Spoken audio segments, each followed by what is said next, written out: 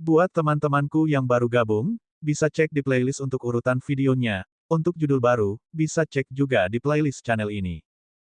Bab 399, Kecelakaan, 1. Menyesuaikan dirinya dengan cahaya yang menyilaukan, Yun Feng sedikit membuka matanya, dan mendapati dirinya berdiri di tanah yang kokoh. Dia melihat sebuah gua yang sangat besar. Air turun dari atas gua, dan udaranya juga dingin dan lembab. Mereka semua memeriksa lingkungan, dan melihat jalan setapak di ujung lain gua yang menuju ke suatu tempat yang tidak diketahui. Ayo pergi. Kita harus mencari jalan keluar. Yun Feng mengerutkan kening dan berjalan masuk. Dia cukup cemas. Labirin yang ditinggalkan telah hancur. Kakaknya pasti berpikir bahwa sesuatu terjadi padanya. Ketika Yun Feng mengalami kecelakaan terakhir kali, keluarga Yun hampir tidak bisa datang, tapi untungnya, jiwanya membangkitkannya. Kali ini, meskipun dia masih hidup, siapa yang mengira dia tidak terbunuh di labirin yang runtuh? Berita itu pasti akan menghancurkan saudara laki-laki dan ayahnya. Lebih penting lagi, bagaimana Kekaisaran Karan memperlakukan keluarga Yun tanpa dia. Memikirkan hal itu, Yun Feng menjadi sangat cemas sehingga dia berjalan jauh lebih cepat. Kulanyi mengikutinya dan menangkapnya. Tangannya yang dingin sedikit menenangkan kecemasan Yun Feng. Jangan khawatir, keluarga Yun akan baik-baik saja. Bahkan jika Kekaisaran Karan ingin membasmi keluarga Yun, itu harus mempertimbangkan banyak faktor dan tidak bisa menyerang sembarangan. Selain itu, mereka memiliki hal-hal yang lebih penting untuk dilakukan, bukan? Kata-kata lembut Kulanyi akhirnya menenangkan Yun Feng. Memang, Kekaisaran Karan memiliki sesuatu yang lebih penting untuk dilakukan, yaitu menjelajahi peninggalan para dewa.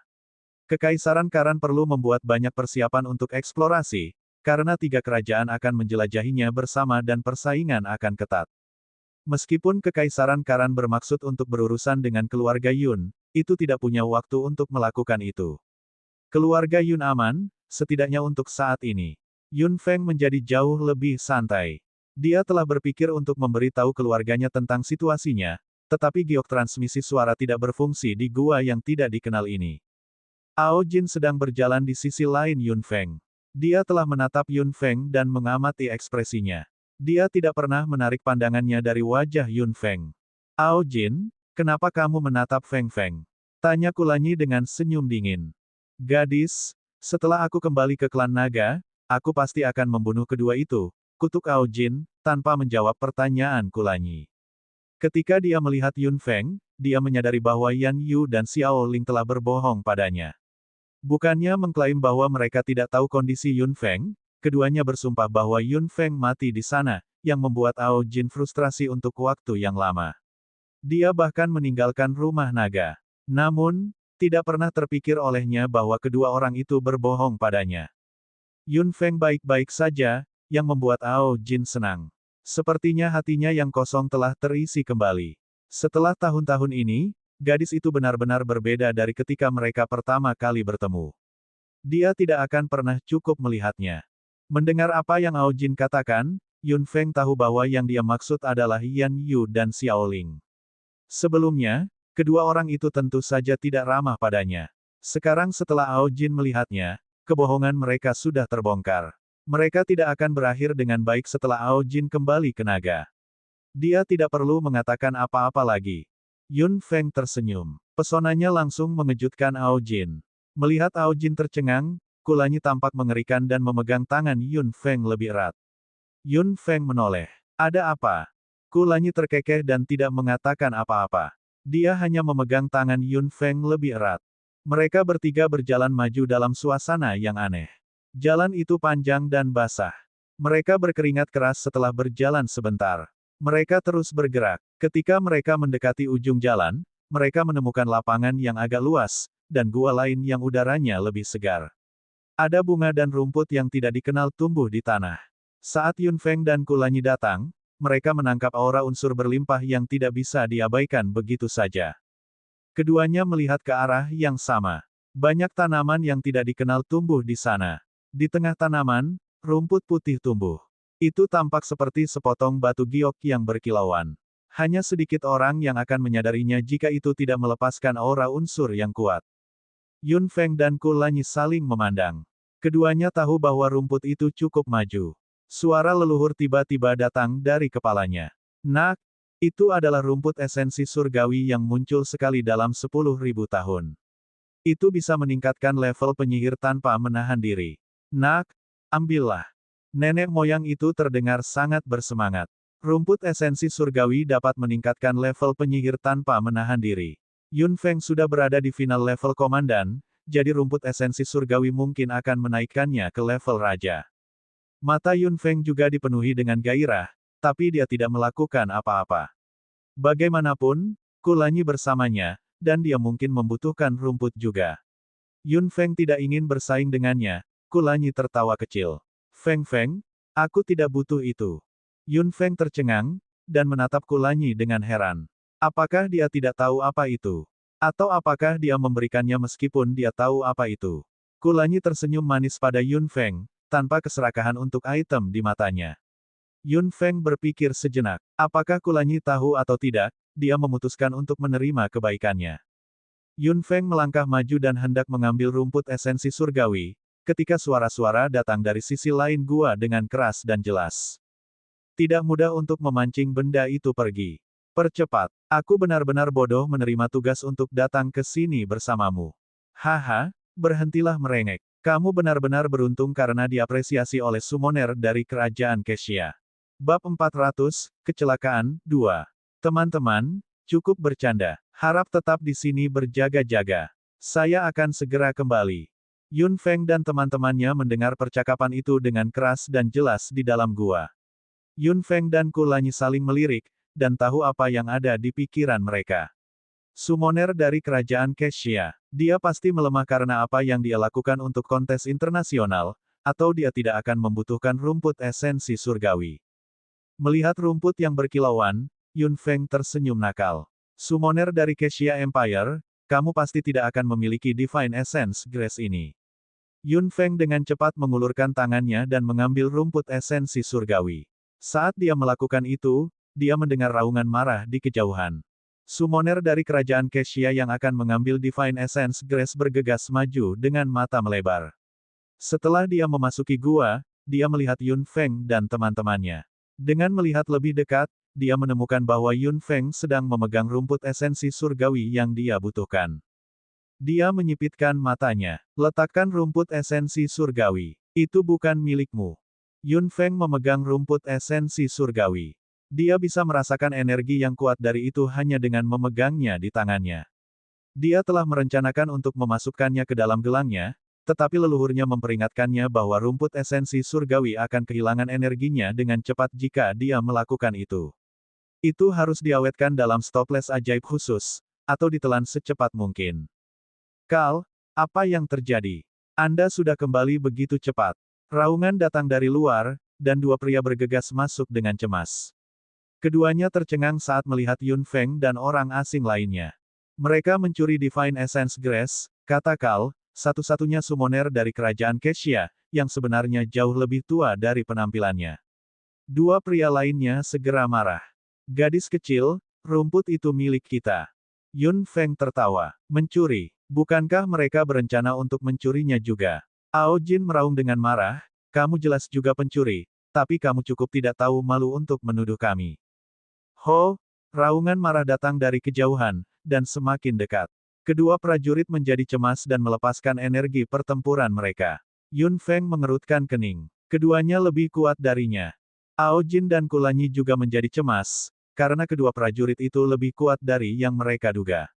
Kedua prajurit itu menunjukkan senjata mereka dan berkata, kita akan menghadapi mereka. Anda mengambil kembali rumput. Kalau begitu kita akan pergi. Kal mengangguk. Kedua prajurit itu menyerang Kulanyi dan Ao Jin. Ao Jin meraung dan melawan, begitu pula Kulanyi. Yun Feng dengan cepat membuat keputusan. Tidak mungkin untuk maju, karena sesuatu sepertinya mendekat. Dia harus lari kembali. Gadis, lari, teriak Ao Jin. Kedua prajurit itu melawan Kulanyi dan Ao Jin, dan tidak bisa menang. Keduanya terkejut. Bagaimana kedua bocah itu bisa dicocokkan secara merata dengan mereka? Yun Feng melintas. Meningkatkan dirinya dengan elemen angin, dia melintas ke jalan panjang sempit tempat dia berasal. Kal terkekeh dan mengejarnya. Keduanya memasuki jalan setapak. Kemudian, Raungan marah bergema di dalam gua, dan sesosok makhluk berlari masuk. Dia tidak repot-repot melihat keempat orang yang sedang bertarung, dan hanya melintas ke jalan panjang yang sempit. Kulanyi dan Ao Jin berbalik dan keduanya tampak mengerikan. Oh tidak! Yun Feng berlari di jalan panjang yang sempit, dengan raungan marah di belakangnya. Dia cukup serius, mengetahui bahwa makhluk itu pastilah Divine Essence Beast yang tumbuh bersama Divine Essence Grass. Kalau tidak, itu tidak dapat mendeteksi bahwa rumput esensi surgawi dipetik dengan sangat tajam. Yun Feng berlari ke depan dengan putus asa, dan makhluk di belakangnya mengejarnya tanpa henti. Yang mengejutkannya, bukan hanya Divine Essence Beast, tetapi juga Kal, pemanggil dari kerajaan Kesia, yang mengejarnya. Kal mengikuti Yun Feng dengan cermat. Segera, dia mendeteksi getaran kuat di belakangnya. Dia melihat ke belakang dan melihat Divine Essence Beast. Dia tidak bisa membantu memulai penghalang spasial. Binatang esensi surgawi itu sekuat tingkat raja. Kal tidak yakin apakah itu akan menyadarinya. Yang membuatnya lega, Divine Essence Beast mengabaikannya begitu saja dan mengejar Yun Feng. Kal merasa santai dan senang. Tampaknya kemarahan Divine Essence Beast hanya ditujukan kepada orang yang memegang Divine Essence Grace. Kal tertawa memikirkan hal itu. Tidak buruk, dia bisa memanfaatkan mereka. Sambil tersenyum, Kal mengikuti mereka. Dia memutuskan untuk membiarkan Divine Essence Beast melawan gadis itu, yang tidak mudah untuk dihadapi. Setelah mereka berdua melemah, dia bisa menghabisi keduanya. Yun Feng bergegas maju dengan gila, dan segera datang ke gua tempat cahaya membawa mereka. Tidak ada tempat lain yang bisa dia tuju. Itu adalah jalan buntu. Ho! Raungan marah muncul. Yun Feng dengan tajam melompat ke samping. Ada cakar yang menghancurkan tempat dia berdiri, menyebabkan penyok di tanah. Yun Feng mendapatkan kembali keseimbangannya dan mengamati makhluk di depan matanya. Divine Essence Beast sangat mirip dengan Divine Essence Grace. Keduanya putih dan berkilauan. The Divine Essence Beast hanyalah binatang yang terkait, dan tidak memiliki emosi atau kecerdasan. Itu lahir untuk melindungi rumput esensi surgawi. Pada saat ini, ia menatap Yun Feng dengan mata merah. Kal telah tiba dan bersembunyi di sudut, siap untuk menikmati pertunjukan. Mata Yun Feng menjadi gelap. Tidak ada yang tahu apa yang akan terjadi jika dia menelan rumput esensi surgawi. Untuk meningkatkan level seorang penyihir, itu pasti mengandung sejumlah besar energi, jadi dia mungkin meledak karena energi yang meluap. Banyak persiapan yang harus dilakukan sebelum mengambil Divine Essence Grace. Akan sangat berbahaya jika Yun Feng menelannya begitu saja. Dia mungkin bisa melawan monster tingkat raja, dan dia tidak akan kalah. Mengambil keputusan, Yun Feng mengeluarkan 2 cincin kontrak. Melihat itu dari sudut, Kal menjadi murung. Gadis itu adalah seorang pemanggil. Dan elemen ganda. Bab 401, Kecelakaan 3. Api kecil, Lan Yi, keluar. Saat Yun Feng meraung, bola merah berkilauan dan bola hijau meletus dari cincin kontrak. Ketika mereka muncul, keserakahan melintas di mata Kal. Tak satu pun dari binatang ajaib itu biasa. Salah satunya adalah serigala awan api mutan, dan yang lainnya adalah griffin langka. Setelah 2 binatang ajaib muncul, binatang esensi surgawi mengeluarkan raungan yang lebih marah, dan menjulurkan cakarnya yang tajam. Melihat itu, api kecil membuka mulutnya, dengan kebrutalan melintas di matanya yang gelap. Setelah melolong, ia menerjang ke depan dan bertabrakan dengan Divine Essence Beast. Kemudian, mata Little Fire melebar, dan itu terlempar. Akhirnya terhenti. Tingkat raja, Little Fire bergumam kaget. The Divine Essence Beast meraung lagi, dan menyerang seperti kilat. Lan Yi dengan cepat membuka sayapnya, dan matanya dipenuhi rasa dingin. Pedang angin. Bilah tajam yang terbentuk dengan angin terbang menuju Divine Essence Beast, yang membuka mulutnya dengan mata merah dan menyemburkan aliran udara yang kuat, meniup bilah angin Lan Yi. Brengsek. Melihat itu, api kecil dengan cepat melompat, dan meninggalkan jejak di udara. Itu membuka mulutnya dan dengan cepat mengumpulkan elemen api. Lan Yi membawa Yun Feng ke arah lain, dan api kecil meluncurkan bola meriam elemen api. Bam! Hu! Elemen api yang sangat terkonsentrasi menghantam Divine Essence Beast seperti bola meriam.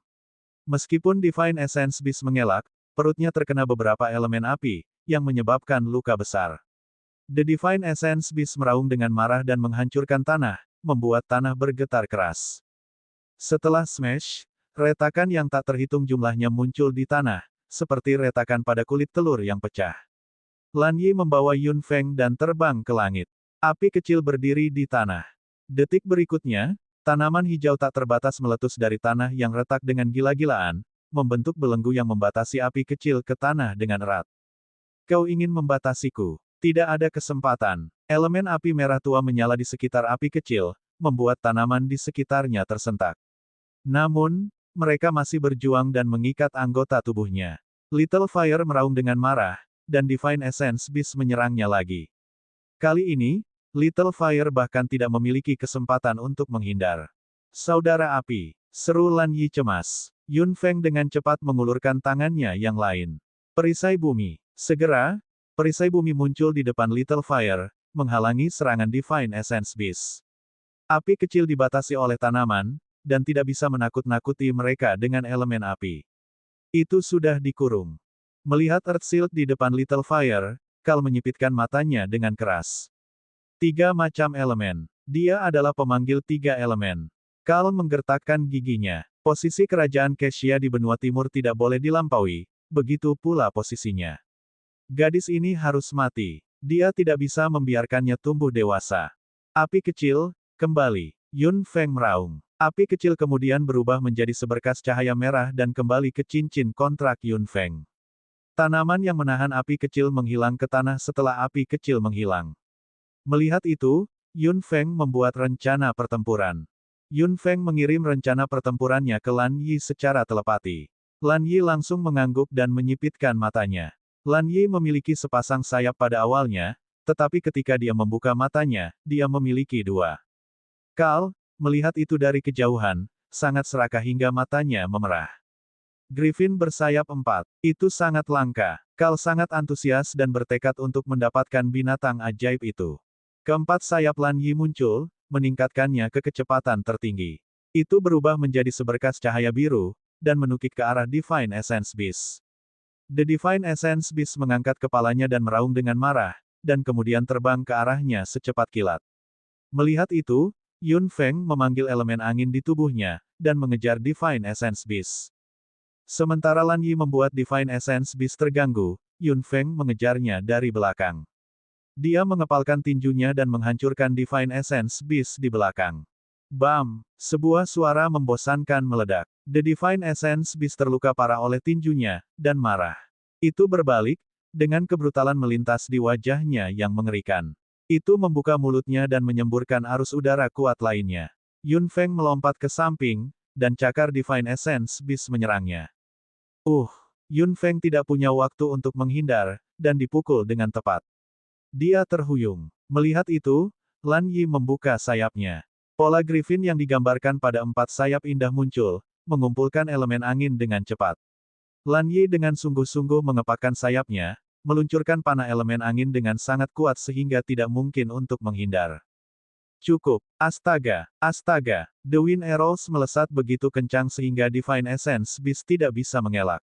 Itu hanya menerjang, seolah-olah tidak peduli dengan hidupnya. Lan Yi menyipitkan matanya, dan menyaksikan Divine Essence Beast yang berlumuran darah tetapi bahkan lebih marah. Itu hanya membutuhkan lebih banyak waktu. Diberi sedikit lebih banyak waktu, Divine Essence Beast akan dibunuh oleh rentetan panah. The Divine Essence Beast membuka mulutnya dan meluncurkan aliran udara lagi. Lan Yi dipukul dan gemetar keras. Sayapnya juga bergetar. Namun, Lan Yi masih berdiri kokoh dan meluncurkan Wind Arrows yang lebat. The Divine Essence Beast benar-benar marah. Itu diisi dengan cakar berkilauan, yang 2 kali lebih panjang dari sebelumnya. Yun Feng muram ketika dia melihat itu. Mempertimbangkan kecepatan Divine Essence Beast dan panjang cakarnya, itu akan menembus Lan Yi detik berikutnya. Tidak punya waktu untuk berpikir, Yun Feng mendorong tubuh Lan Yi kembali dengan cepat. Menguasai. Lan Yi dengan cepat mundur. Itu mengumpulkan bola cahaya biru di tangannya, dan menghancurkannya ke tubuh Divine Essence Beast. The Divine Essence Beast, yang telah terluka, berjuang dan ambruk di tanah. Itu berkedut sesaat sebelum berhenti bergerak. Bab 402, Kecelakaan, 4. Yun Feng memegangi perutnya yang hampir ditusuk. Darah menyembur keluar. Liontin giok hitam di lehernya sepertinya telah mendeteksi lukanya, dan mengirimkan arus hangat ke tubuhnya lagi. Serangan yang bisa membunuhnya hanya menyebabkan luka berat. Aku baik-baik saja, kata Yun Feng pucat. Lan Yi melipat semua sayapnya, dan menatap Yun Feng dengan cemas. Aku terlalu tidak berguna. Ini salahku, kata Lan Yi dengan rasa bersalah. Yun Feng menggelengkan kepalanya sambil tersenyum. Dia akan membuka mulutnya, ketika seorang pria muncul dari sudut gelap dan berjalan mendekat.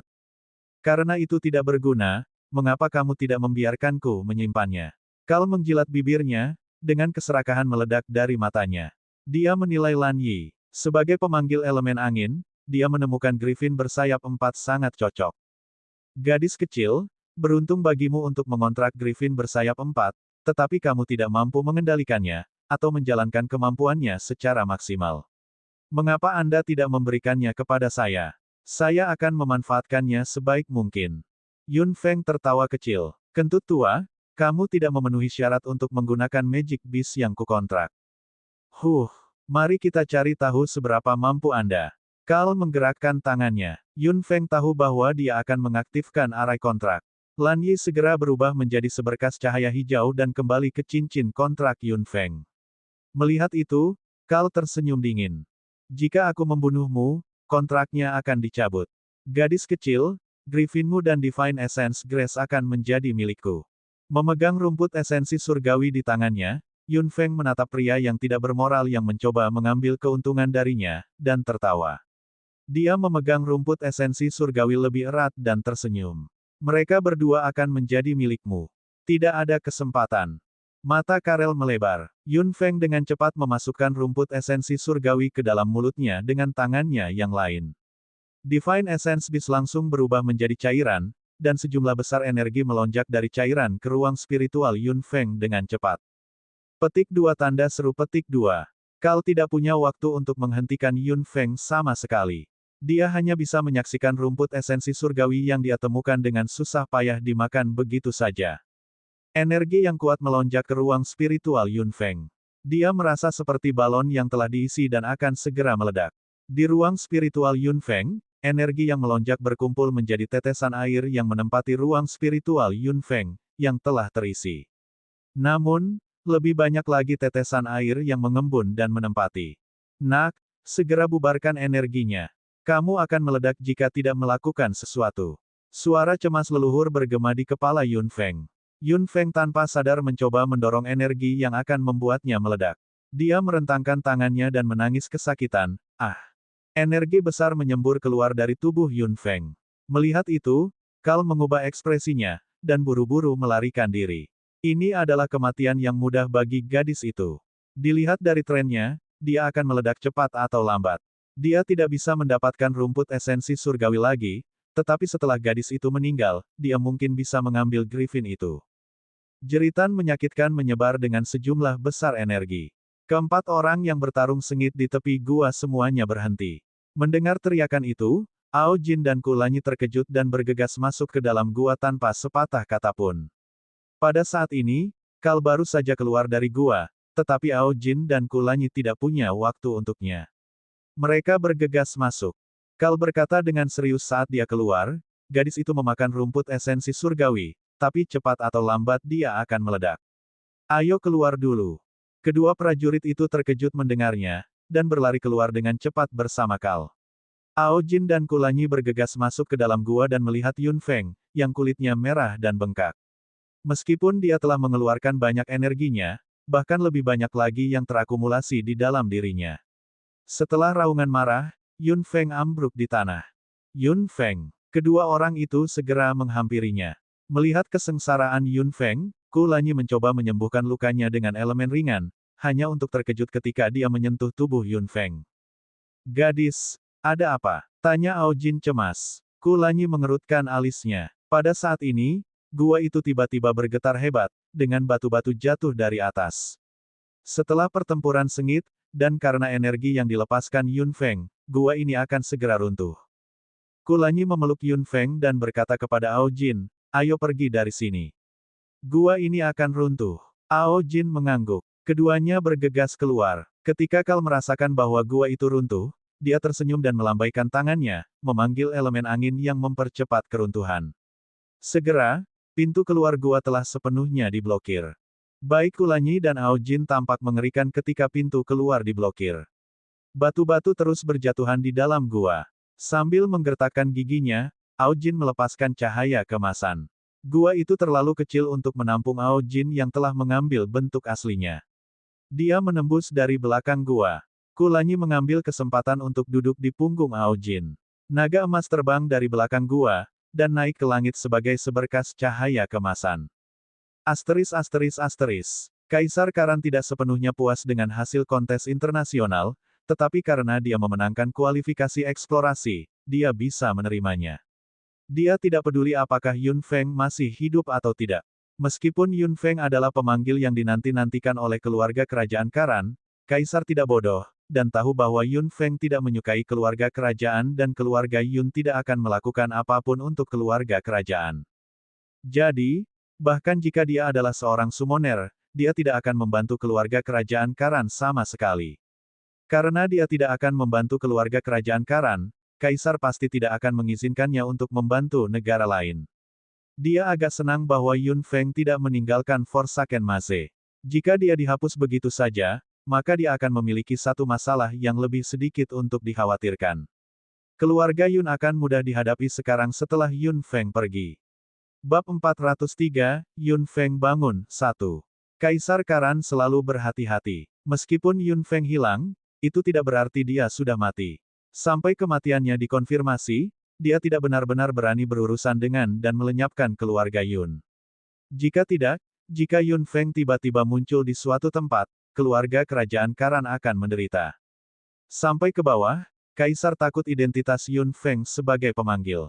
Jika dia berakhir dengan hubungan buruk dengan keluarga kerajaan Karan, maka tidak satu pun dari 3 kerajaan lainnya yang akan menganggur, dan keluarga kerajaan Karan akan terjebak dalam posisi yang canggung. Mungkin saja kekaisaran lain akan menyerang Karan dengan alasan itu. Kehati-hatian Kaisar menimbulkan kebingungan di dalam keluarga kerajaan Karan.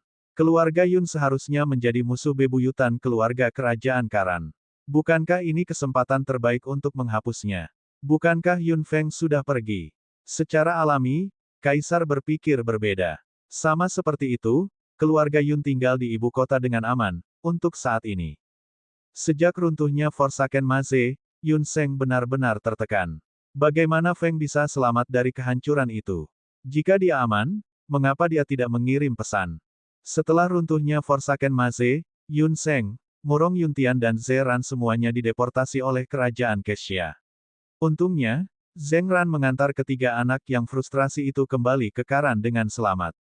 Zheng Ran merasa sangat sedih dan sedih juga melihat Forsaken Maze runtuh di depan matanya. Dia enggan mengakui bahwa anak berbakat itu tewas begitu saja. Zheng Ran menepuk bahu Yun Feng dan berkata berkali-kali, Yun Feng baik-baik saja.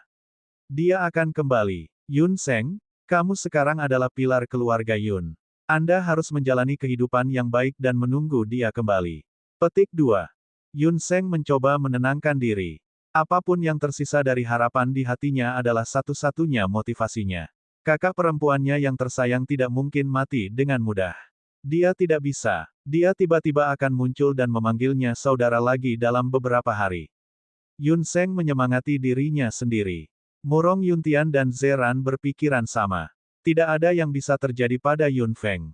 Dia pasti akan kembali. Yun Feng kembali ke ibu kota, dan dengan patuh menceritakan semuanya kepada Yun Jing.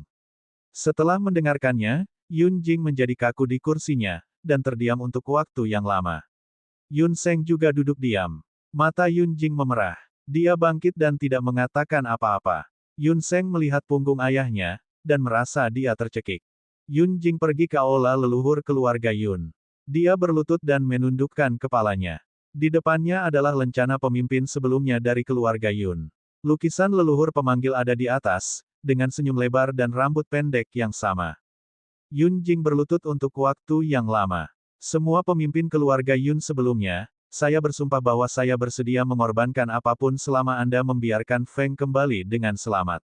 Kata Yun Jing. Dia mengepalkan tinjunya. Dia bersedia menukar hidupnya sendiri untuk keselamatan putrinya.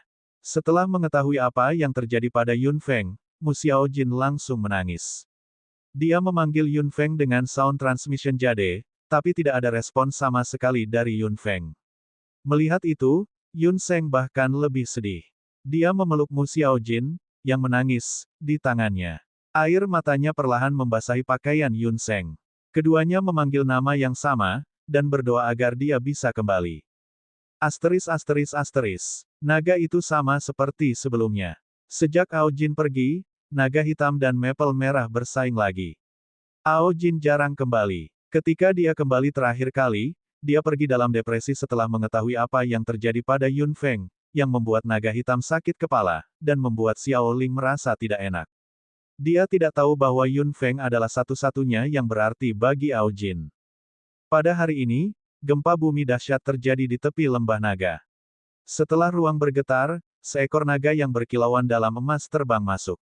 Ketika Ao Jin tiba, semua orang di lembah naga bersemangat. Mereka merasa bahwa tuan muda mereka telah kembali.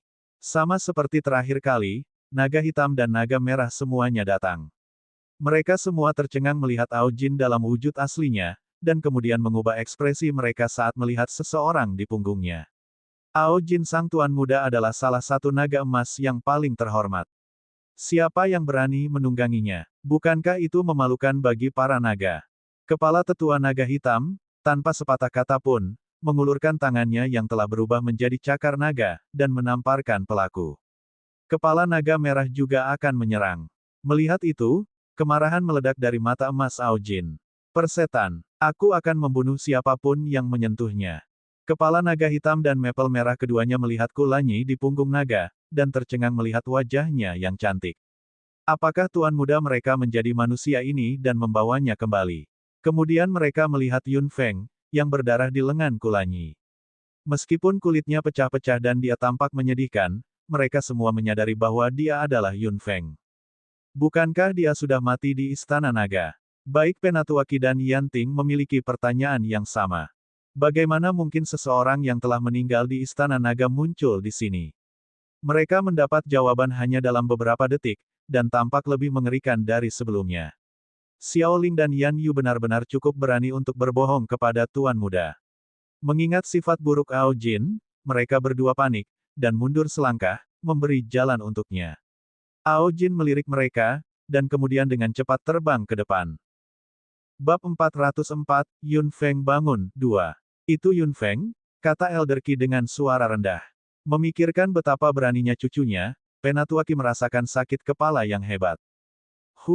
Itu memang dia, tapi bagaimana tepatnya dia meninggalkan Istana Naga?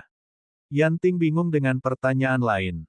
Bagaimana dia bisa keluar dari Istana Naga setelah Tuan Muda menutup salurannya? Itu tidak penting. Mari kita pertimbangkan konsekuensi berbohong kepada Tuan Muda. Penatuaki mengerutkan kening. Yanting, bagaimanapun, tertawa setelah mendengar itu. Penatuaki menatapnya. Mengapa kamu tertawa? Kamu pikir naga merah akan baik-baik saja? Yanting tertawa dan menatap Elder Qi dengan ejekan. Penatuaki, Xiao Ling adalah putrimu satu-satunya, bukan? Akan sedikit disesalkan jika kita kehilangan Yan Yu, tetapi kita memiliki jenius lain. Xiao Ling jauh lebih penting bagimu, bukan? Kamu, Penatuaki mengubah ekspresinya. Yanting tersenyum, Penatuaki, tolong berikan alasan untuk mereka. Jangan lupa untuk membaginya dengan saya, atau Yan Yu pasti akan mengumumkan bahwa itu adalah ide Xiao Ling. Naga hitam tidak bisa lolos begitu saja. Aku akan kembali. Yan Yu pergi dengan naga merah setelah mengatakan itu. Penatuaki marah, tetapi tidak bisa berbuat apa-apa. Dia melambaikan lengan bajunya dengan marah. Ayo pergi. Naga hitam juga pergi. Ao Jin terbang jauh ke lembah naga dalam bentuk aslinya. Kulanyi duduk telentang dengan Yun Feng di lengannya, mengirimkan elemen cahaya ke tubuhnya. Dia mengerutkan kening. Ada aliran energi vitalitas yang jelas beredar di tubuh Yun Feng. Dia tahu bahwa Yun Feng mungkin tidak akan mati, tidak dengan dukungan energi vitalitas. Namun, kekuatan mental yang berkembang di dalam Yun Feng membuatnya khawatir juga. Jika mereka tidak melakukan apa-apa dan Yun Feng tidak menyerap kekuatannya, dia akan menjadi lemah atau lumpuh. Kemudian, dia akan benar-benar tidak berguna. Yun Feng, Kulanyi menunduk dan menatap Yun Feng yang kulitnya merah. Yun Feng tampak seperti orang berdarah pada saat ini. Kulanyi menghela nafas. Bagaimana kamu bisa begitu ceroboh? Kulanyi menempelkan tangannya ke dada Yun Feng, merasakan detak jantungnya. Kemudian, dia memeluknya lebih erat, berharap dia akan segera sembuh. Ao Jin terbang langsung ke istananya di Lembah Naga. Banyak naga lain dalam perjalanannya terkejut dan harus memberi jalan untuknya. Sesampainya di istana, Ao Jin kembali menjadi pemuda tampan. Kulanyi, di sisi lain, mendarat dengan anggun bersama Yun Feng. Bagaimana keadaannya? Katakan apa yang dia butuhkan. Kulanyi tersenyum. Naga muda ini benar-benar peduli pada Yun Feng. Jika bukan karena dia, mereka mungkin sudah terkubur di gua itu. Kakak Ao Jin, seru Xiao Ling terkejut. Dia segera berlari ke arahnya. Penampilannya memicu kemarahan Ao Jin yang selama ini dia tahan. Persetan, raung Ao Jin ke arah Xiao Ling dengan intimidasi naga. Xiao Ling gagal menghindar dan terhuyung pucat. Ao Jin menatap Xiao Ling.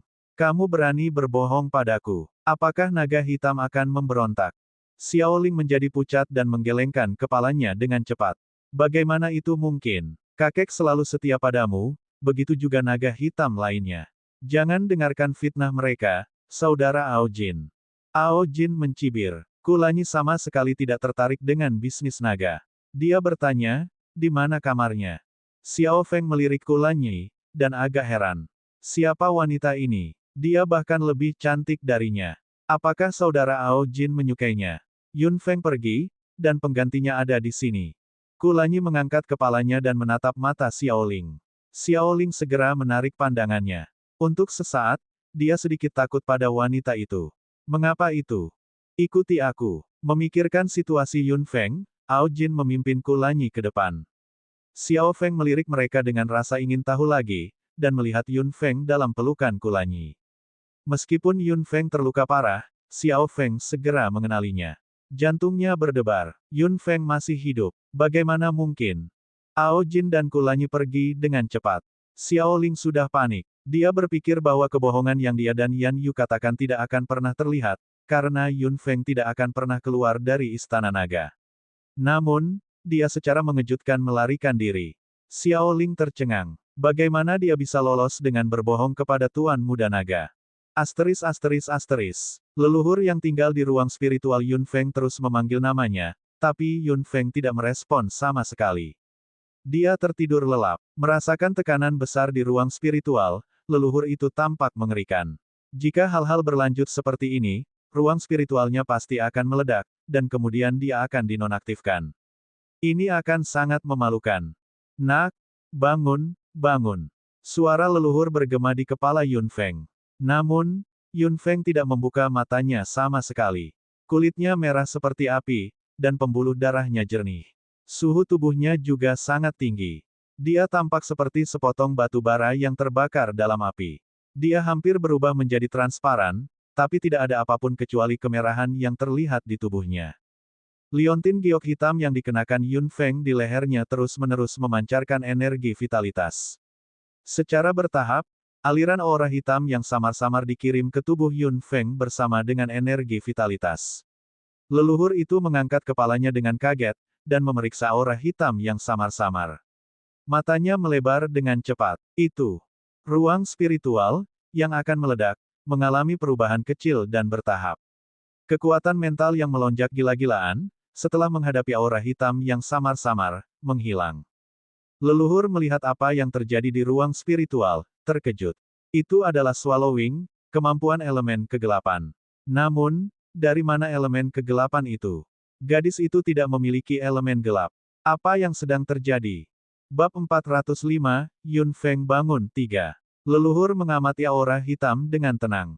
Setelah menelan beberapa kekuatan mental, elemen kegelapan benar-benar hilang. Kemudian, lebih banyak elemen kegelapan mengalir masuk, dan menelan kekuatan mental yang akan membuat ruang spiritual Yun Feng meledak. Leluhur itu merasa lega setelah beberapa saat mengamati. Apakah ini sebuah kebahagiaan terselubung? Meskipun semua orang takut dan tidak menyukai elemen kegelapan, itu adalah penyelamat bagi Yun Feng saat ini. Hanya elemen kegelapan yang bisa menyelesaikan kekuatan mental yang akan menyebabkan ledakan. Meskipun menelannya lambat dan tidak signifikan, itu menyelesaikan krisis di dalam tubuh Yun Feng. Nenek moyang menghela nafas. Nak, kamu benar-benar beruntung. Anda pasti akan mencapai sesuatu yang hebat. Setelah mengatakan itu, leluhur itu tersenyum dan menutup matanya. Gadis itu baik-baik saja, hanya masalah waktu sebelum dia bangun. Dia juga perlu istirahat. Asteris asteris asteris. 3 tahun berlalu dalam sekejap mata. Tidak ada yang berubah di benua timur. Kekaisaran Keshia telah menjaga profil rendah sejak kontes internasional. Apa yang tidak diketahui orang lain adalah bahwa summoner kerajaan Keshia turun 1 level untuk kontes. Karena Yun Feng mengambil rumput esensi surgawi, dia belum sepenuhnya pulih dalam 3 tahun. Juga, kegagalan dalam kontes internasional membuat Kekaisaran Keshia tidak memenuhi kualifikasi eksplorasinya, yang membuat marah keluarga kerajaannya. 3 kerajaan lainnya jauh lebih bahagia daripada kerajaan Keshia. Mereka semua senang memenangkan kualifikasi untuk menjelajahi relik. Ada 5 tahun sampai relik itu muncul kembali. Ketiga kerajaan telah mempekerjakan ahli sebanyak mungkin, berharap menjadi pemenang terbesar dalam eksplorasi. Kekaisaran Karan adalah kekaisaran tersibuk. Keluarga kerajaan Karan membuat banyak persiapan untuk eksplorasi, dan mempekerjakan banyak ahli. Keluarga kerajaan Karan telah mengabdikan diri untuk itu selama 3 tahun, dan tidak melakukan apapun pada keluarga Yun. Setelah Yun Feng hilang, Yun Jing mengusulkan untuk kembali ke kota Chunfeng dari ibu kota. Kaisar berpikir sejenak dan menerima lamaran itu. Untuk berurusan dengan keluarga Yun, tidak masalah di mana itu. Lebih baik lagi jika keluarga Yun tidak ada di ibu kota, sehingga tidak akan menimbulkan masalah. Yun Jing pindah kembali ke kota Chunfeng secepat mungkin, mengadakan diskusi di kota Chunfeng. Apa yang terjadi dengan keluarga Yun? Mengapa mereka pindah kembali dari ibu kota? Apakah sesuatu terjadi pada gadis di keluarga itu? Berita bahwa Yun Feng hilang tidak menyebar. Tidak ada yang tahu apa yang terjadi. Yun Jing juga tidak pernah menjelaskan. Yun Sheng dan Mu Xiaojin pergi ke sekolah sihir masang. Saat itu adalah awal semester baru. Mereka berdua diam dalam perjalanan, dan di kampus. Rasanya tidak enak kehilangan seseorang yang begitu penting bagi mereka. Hilangnya Yun Feng adalah berita mengejutkan di sekolah sihir masang. Dia sudah menjadi legenda di sekolah. Tentu saja, kepergiannya menimbulkan banyak diskusi yang aneh. Baik Yun Sheng dan Mu Xiaojin tetap diam tentang masalah ini. Mereka tidak terlalu peduli tentang apapun kecuali berkultivasi di menara percobaan. Anggota Constellation Society paling penasaran dengan hilangnya Yun Feng. Satu-satunya jawaban Yun Sheng kepada mereka adalah bahwa Yun Feng untuk sementara ditempati dan akan pergi untuk saat ini. Itu bukan jawaban yang meyakinkan, tapi semua orang hanya bisa menerima. Hari pertama Yun Sheng kembali ke sekolah sihir masang, dia mengajukan penangguhan sekolah untuk Yun Feng. Wakil kepala sekolah-sekolah sihir masang tidak bertanya apa-apa. Dia hanya menepuk bahu Yun Sheng dan menerima lamarannya. Namun, orang-orang tertentu lebih suka melihat kesengsaraan daripada kebahagiaan. Apa yang dikatakan Kasa menimbulkan diskusi di sekolah sihir masang lagi. Dia pergi untuk saat ini. Dia dimakamkan di Forsaken Maze. Dia mungkin sudah mati untuk waktu yang lama. Yun Feng sudah mati. Berita itu mengejutkan sebagian besar siswa sekolah sihir masang. Anggota Constellation Society segera mengepung Yun Sheng. Pemimpin, apakah benar Yun Feng sudah mati? Saya tidak percaya bahwa Yun Feng sudah mati. Bagaimana bisa terjadi sesuatu padanya? Itu benar. Tidak ada yang akan terjadi pada Yun Feng. Yun Sheng tidak bisa berkata apa-apa. Pada akhirnya, Mu Xiaojin menjawab untuknya, Xiao Feng baik-baik saja. Seperti yang dikatakan pemimpin, Xiao Feng sedang pergi untuk saat ini. Dia akan segera kembali. Semua orang di Constellation Society terdiam. Mereka semua tahu betapa tidak meyakinkannya jawabannya. Kemudian, salah satu anggota tiba-tiba tersenyum, jika pemimpin berkata seperti itu, Yun Feng pasti akan kembali. Apa kau tidak percaya padanya? Semua anggota Constellation Society mengangguk cepat. Tepat, Yun Feng akan kembali. Aku percaya dia akan kembali juga. Bagaimana bisa sesuatu terjadi pada jenius itu? Yun Sheng mengangkat kepalanya, melihat ke arah anggota Constellation Society dan mendengar doa harapan mereka. Dia kemudian menundukkan kepalanya. Feng, begitu banyak orang yang menantikan kepulanganmu. Anda akan kembali, bukan? Sejak keluarga Yun pindah kembali dari ibu kota, itu menjadi tidak populer seperti sebelumnya. Keluarga besar dan kecil di kota Chunfeng tidak dapat mengetahui situasi saat ini, dan tidak berani memujanya seperti sebelumnya. Yun Jing senang melihat itu. Lagi pula dia tidak pernah suka bersosialisasi. Namun, dia menerima banyak tamu mengejutkan dari Mercenary Union. Kedatangan tim Mercenary Maple Merah mengejutkan Yun Jing dan membuatnya merasa hangat. Mercenary Union telah mengulurkan tangannya ke Yun Jing, seperti yang dijanjikan Zheng Ran. Itu akan membantu dan melindungi keluarga Yun dimanapun aturan mengizinkan. Selama 3 tahun, tim Mercenary Maple Merah telah dengan patuh melindungi keluarga Yun. Mereka telah mendengar apa yang terjadi pada Yun Feng. Namun, setiap anggota tim Mercenary Maple Merah percaya bahwa nona muda mereka baik-baik saja dan akan kembali dengan epik. Secara alami, keluarga kerajaan Karan menyadari apa yang dilakukan keluarga Yun. Kedatangan tim Mercenary Maple Merah membuat Kaisar waspada. Dia sedikit takut ketika Mercenary Union secara terang-terangan menunjukkan keramahan kepada keluarga Yun, dan bertekad untuk menyingkirkan keluarga Yun. Dia telah berpikir untuk menunda masalah ini, tetapi jika keluarga Yun semakin dekat dengan Mercenary Union, akan lebih sulit untuk menyingkirkannya di masa depan. Bab 406, Yun Feng bangun, 4. Persiapan eksplorasi peninggalan sebagian besar dilakukan selama 3 tahun. Eksplorasi relik tidak akan dimulai dalam 2 tahun lagi. Kaisar berpikir lama, dan bertanya dengan suara rendah, Randall, sudah waktunya. Randall, yang bersembunyi di sebelah Kaisar sebagai pengawal, mengungkapkan dirinya dan tersenyum pada Kaisar.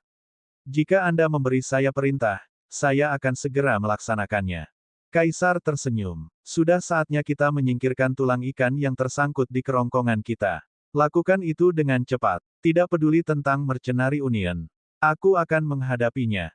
Randall tersenyum dan kemudian menghilang. Kaisar berangsur-angsur rileks, dan bersandar di sandaran kursinya, mengetuk kayu merah kursi sambil tersenyum.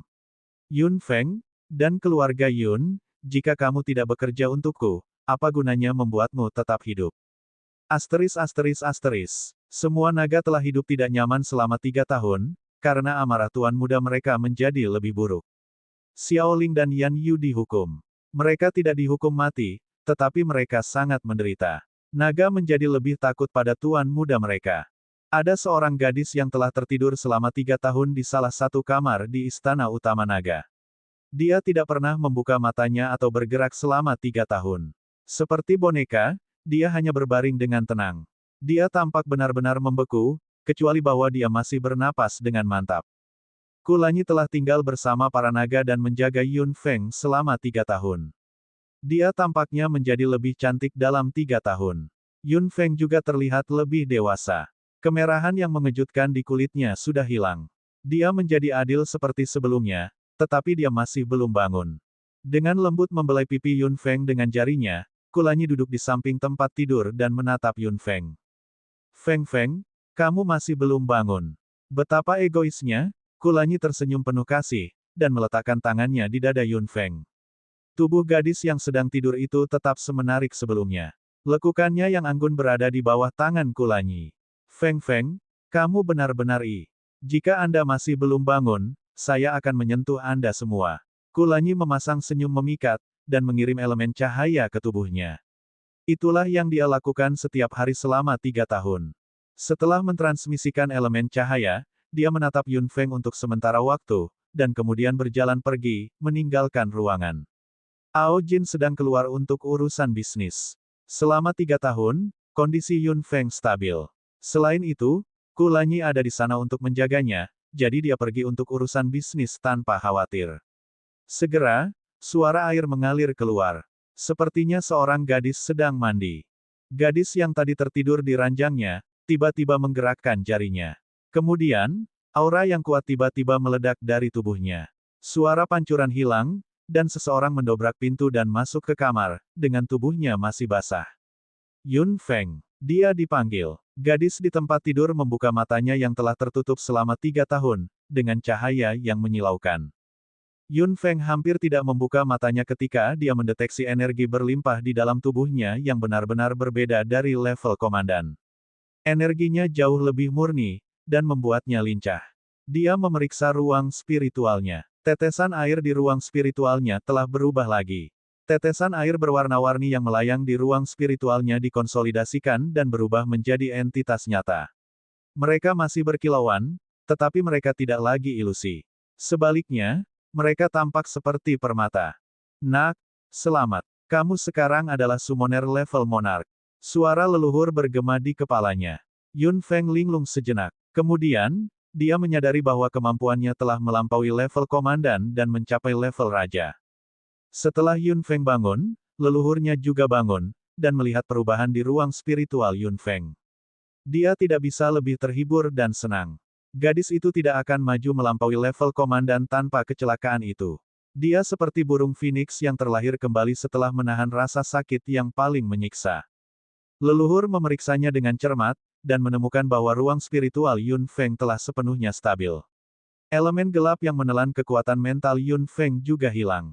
Setelah pemeriksaan, leluhur merasa lega. Jika elemen gelap tidak menelan kekuatan mental Yun Feng yang berkembang, dia akan meledak, tetapi jika mereka berlama-lama di tubuhnya, mereka akan menyebabkan kerusakan fatal padanya juga. Untungnya, elemen kegelapan benar-benar hilang. Leluhurnya cukup curiga tentang sumber elemen gelap. Bagaimana mereka memasuki tubuh gadis itu?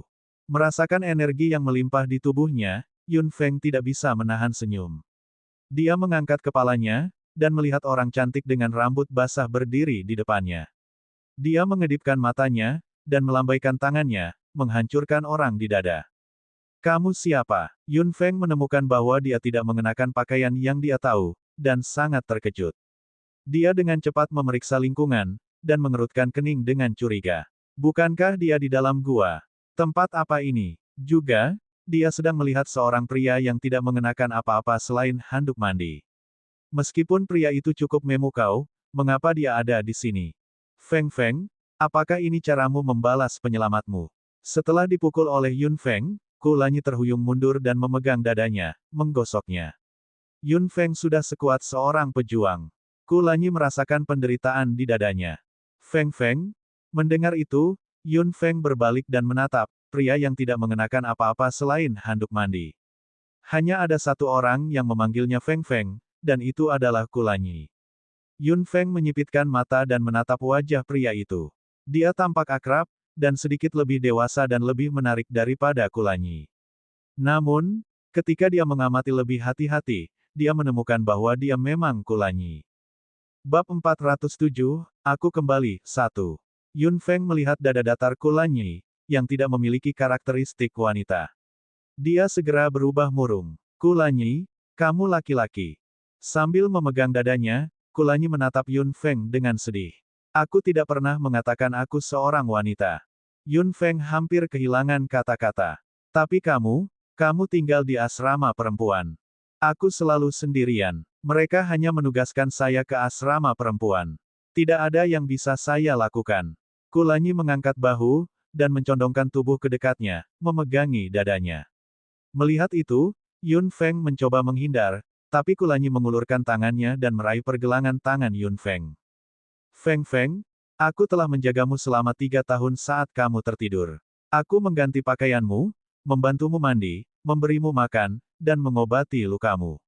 Saya telah melihat dan menyentuh semua yang seharusnya dan tidak seharusnya saya miliki. Tidak mungkin bagiku untuk membatalkan semua itu. Ku Lanyi memegang pergelangan tangan Yun Feng dan berbicara. Wajah Yun Feng menjadi semakin merah, sampai hampir tampak seperti apel merah. Ku Lanyi terkekeh dan membungkuk ke depan, menempatkan wajahnya yang menakjubkan tepat di depan Yun Feng. Sebelum Yun Feng bisa melakukan apa saja, dia telah meletakkan bibirnya di bibirnya. Yun Feng menggigil, dengan kemarahan dan kecanggungan di matanya. Ku Lanyi tersenyum. Tentu saja, aku tidak lupa berciuman di sini. Ku Lanyi. Yun Feng menggertakkan giginya, dengan kemarahan bersinar di matanya. Dia menarik tangannya dari tangan Ku Lanyi, dan mendorongnya menjauh dengan keras.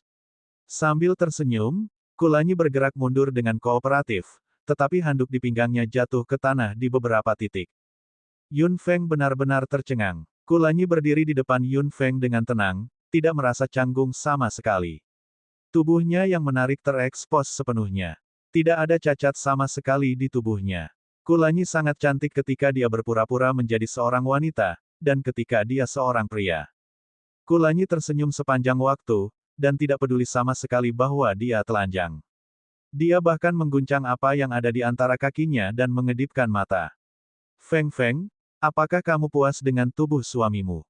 Wajah Yun Feng seperti air mendidih. Dia memerah dari dahinya ke lehernya. Bahkan sepertinya ada uap yang muncul di kepalanya. Dia dengan cepat menutup matanya, tetapi dia tidak bisa melupakan tubuh sempurna pria itu lagi. Si bastard itu, apa yang dia lakukan padanya? Jika mereka hidup selama 3 tahun terakhir seperti itu, Kulanyi terkekeh, dan mengambil handuk yang tidak sengaja jatuhkan. Ia lalu membuka pintu kamar mandi. Yun Feng masih duduk dengan erat, dengan mata terpejam dan giginya terkatup. Kulanyi tersenyum. Feng Feng, kamu harus merahasiakan identitas suamimu, kalau tidak. Kulanyi tertawa. Yun Feng tidak membuka matanya sampai pintu ditutup. Suara gemericik air kembali terdengar dari dalam kamar mandi, bercampur dengan peluit seseorang. Yun Feng tersipu lagi, dan ingat bagaimana Kulanyi menyebut dirinya. Suamimu, benar-benar brengsek. Yun Feng melihat pakaian barunya. Dia cukup yakin bahwa apa yang dikatakan Kulanyi memang terjadi. Dia membuka pintu dengan marah, dan melihat banyak bangunan yang dikenalnya di luar. Dia berpikir lama, dan kemudian menyadari bahwa itu adalah istana naga. Apakah Paman Genit menyelamatkannya? Yun Feng bertanya-tanya. Dia sudah meninggalkan ruangan. Tidak ada seorang pun di dekat kamar Yun Feng. Ao Jin telah mengumumkan bahwa siapapun yang mengganggu Yun Feng akan dikuliti. Berkat peringatannya, tidak ada naga yang berani mendekati tempat ini. Mereka tidak berani memeriksa apa yang terjadi di sini kecuali saat mereka mengantarkan makanan. Yun Feng berjalan untuk waktu yang lama dan tidak melihat siapapun. Dia bermaksud bertanya di mana Paman Genit, tetapi tidak dapat menemukan siapapun. Dia duduk. Dia telah berjalan jauh lebih cepat dari sebelumnya, dan tubuhnya jauh lebih ringan. Ada peningkatan yang signifikan dari level komandan ke level monark. Dia bisa tinggal di udara untuk waktu yang lama pada saat ini. Dengan pikiran, Yun Feng mengeluarkan 2 cincin kontrak. Sementara Yun Feng tidak sadarkan diri, api kecil dan Lan Yi juga tidak sadarkan diri.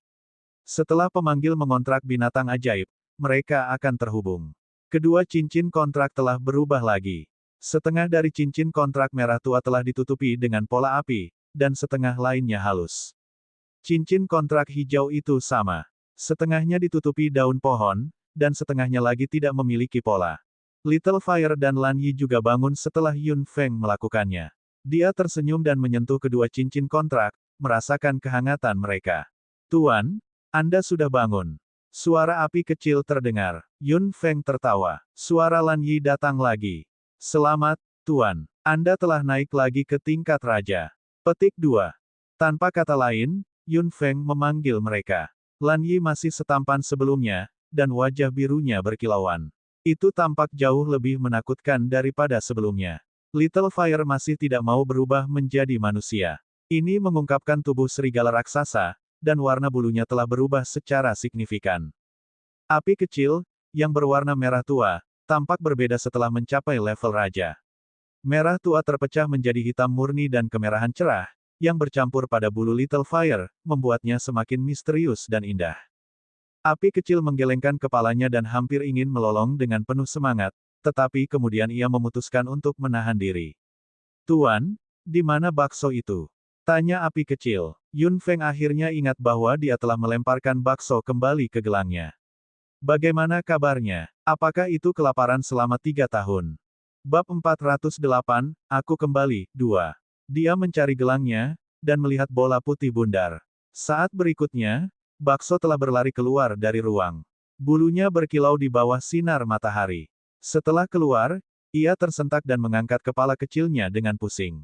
Itu membuka matanya yang besar, dan tidak ada apa-apa selain kantuk di dalamnya. Yun Feng tersenyum. Jadi, bakso juga tidur nyenyak dalam 3 tahun terakhir. Dia menjentikkan dahi meatball. Bakso menggigil, dan hendak menggigit jarinya, tetapi setelah menyadari bahwa Yun Feng yang menjentikkannya, ia melompat ke bahu Yun Feng. Nana, Nana, itu terus bergumam. Pasti sudah lama mengkhawatirkan Yun Feng. Yun Feng menggosok tubuh berbulu bakso, dan itu terus menempel di wajahnya, membuatnya gatal. Little Fire memandang bakso dengan jijik. Sungguh penjilat, katanya dengan suara rendah, tapi bakso melebarkan matanya dan menyeruduk lagi. Benar, dia perlu menghubungi ayah dan saudara laki-lakinya dan memberitahu mereka bahwa dia baik-baik saja. Mereka pasti sangat cemas selama 3 tahun. Dia segera mengeluarkan giok transmisi suara, hanya untuk menemukan bahwa itu tidak berfungsi. Setelah mencoba beberapa kali, Yun Feng akhirnya memastikan bahwa giok transmisi suara tidak berguna di lembah naga. Sepertinya dia harus meninggalkan lembah naga dan kembali ke dunia manusia sesegera mungkin. Dia menepuk-nepuk pakaiannya dan berdiri. Mengambil napas dalam-dalam, dia mengisi tubuhnya dengan udara ringan, dan naik ke langit. Dia melihat sekeliling ke istana, dan menemukan aula pertemuan berdasarkan ingatannya. Api kecil dan Lan Yi bangkit dan menemaninya. Mereka bertiga terbang menuju ruang pertemuan. Di dalam aula pertemuan, naga hitam dan naga merah sedang mendiskusikan sesuatu. Ketika Ao Jin keluar, kedua faksi ini mengelola klan seperti biasa. Penatua Qi dan Yan Ting telah berdebat, ketika mereka tiba-tiba mengubah ekspresi mereka. Mereka bangkit dan berteriak, siapa yang berani masuk ke lembah naga? Keduanya berlari keluar, hanya untuk tercengang melihat Yun Feng. Apakah kamu, Yun Feng? Tanya Penatua Qi dengan ragu. Yun Feng mendarat dari langit dan tersenyum pada Penatua Qi. Penatua Qi, saya harus berterima kasih kepada naga karena telah menjaga saya. Petik 2. Mengesampingkan apa yang dilakukan Xiao Ling dan Yan Yu padanya, para naga memang melindunginya selama 3 tahun, dan dia harus mengungkapkan rasa terima kasihnya. Baik Penatua Qi dan Yan Ting mendeteksi bahwa Yun Feng melepaskan aura yang bahkan lebih kuat dari aura mereka. Keduanya memiliki perasaan yang rumit. Gadis ini jelas jauh lebih dewasa dan kuat daripada terakhir kali mereka bertemu. Bahkan Ao Jin, tuan muda naga yang paling berbakat, tidak bisa mengikutinya. Dengan rasa iri dan cemburu, Penatua Qi dan Yan Ting sama-sama tersenyum. Mereka juga ingin memiliki keturunan yang berbakat, tapi sayangnya, baguslah kamu baik-baik saja. Anda pasti ada di sini untuk tuan muda, kan? Tanya Penatua Qi. Dia cukup ramah dengan Yun Feng. Yun Feng mengangguk. Aku di sini untuk memberitahu Paman Genit, Paman Ao Jin bahwa aku akan kembali. Pipi Elder Qi kram. Tuan muda naga yang paling tampan disebut Paman. Itu benar, Nona Yun Feng, Tuan muda sedang dalam perjalanan bisnis. Saya khawatir Anda harus menunggu dia kembali. Hanya dia yang bisa membuka penghalang lembah naga. Yun Feng mengerutkan alisnya. Jadi, Paman Genit sudah pergi. Tidak heran dia tidak melihatnya. Dia telah merencanakan untuk mengucapkan selamat tinggal padanya dan kemudian pergi, tetapi sepertinya dia harus menunggu. Dia tersenyum. Baiklah kalau begitu. Kalau begitu aku akan kembali saja. Sebenarnya mudah bagi Yun Feng untuk pergi. Dia bisa pergi melalui teleportasi arai di Istana Naga. Namun, dia bukan satu-satunya yang memiliki naga, ada juga Kulanyi. Mengingat pria yang berpura-pura menjadi wanita, Yun Feng tersipu lagi. Dia tidak bisa meninggalkannya di sini. Naga selalu tidak menyukai manusia, dan hanya mentolerirnya karena Paman Genit. Jika dia pergi, Kulanyi akan dalam bahaya. Yun Feng mengerutkan kening. Dia sangat ingin memberitahu ayah dan saudara laki-lakinya bahwa dia aman, namun dia belum bisa pergi dulu. Itu benar-benar. Apakah ada yang mengganggumu, Nona Yun Feng? Tanya Penatua Qi, melihat Yun Feng mengerutkan kening. Yun Feng kembali ke dirinya sendiri dan tersenyum. Tidak, saya ingin memberitahu keluarga saya bahwa saya baik-baik saja, tetapi tampaknya giok transmisi suara tidak berfungsi di lembah naga. Petik 2. Tentu saja, barang-barang manusia tidak berfungsi di lembah naga, kata Yan Ting. Dia melirik Yun Feng. Jika kamu membutuhkannya, naga dapat mengirim pesan untukmu. Yun Feng cukup terkejut. Saat itu, Yan Ting cukup merendahkan. Mengapa sikapnya berubah begitu banyak? Yun Feng tidak tahu bahwa itu karena perubahannya sendiri. Dia meninggalkan kesan mendalam pada dua naga tua, yang tahu bahwa dia tidak sederhana. Yun Feng bahkan lebih kuat dari mereka. Bagaimana mereka bisa tetap merendahkan? Penatua Yan benar. Apapun yang Anda butuhkan, Nona Yun, naga dapat membantu Anda. Bukankah Paman Ao Jin satu-satunya yang bisa membuka penghalang? Penatua Qi tersenyum. Jangan khawatir tentang itu, Nona Yun Feng. Penghalang itu dimaksudkan untuk mencegah orang luar menerobos masuk. Naga-naga itu memiliki jalan kita sendiri, tetapi mereka tidak dapat diakses olehmu, karena hanya naga yang boleh melewatinya. Yun Feng mengangguk. Dia belum bisa pergi, tapi dia mengkhawatirkan kakak dan ayahnya. Karena naga bersedia membantu, dia mungkin juga meminta mereka untuk membantu. Terima kasih, Penatuaki. Tolong beritahu ayahku, Yun Jing, dan saudara laki-lakiku, Yun Seng, bahwa aku aman. Apakah itu semuanya? Tanya Yan Ting. Yun Feng tersenyum. Ya, ayah dan saudara laki-lakiku pasti mengkhawatirkanku selama aku menghilang selama 3 tahun terakhir. Saya ingin memberitahu mereka bahwa saya aman. Saya tidak akan meminta bantuan Anda jika sound transmission Jade dapat digunakan di sini. Petik 2.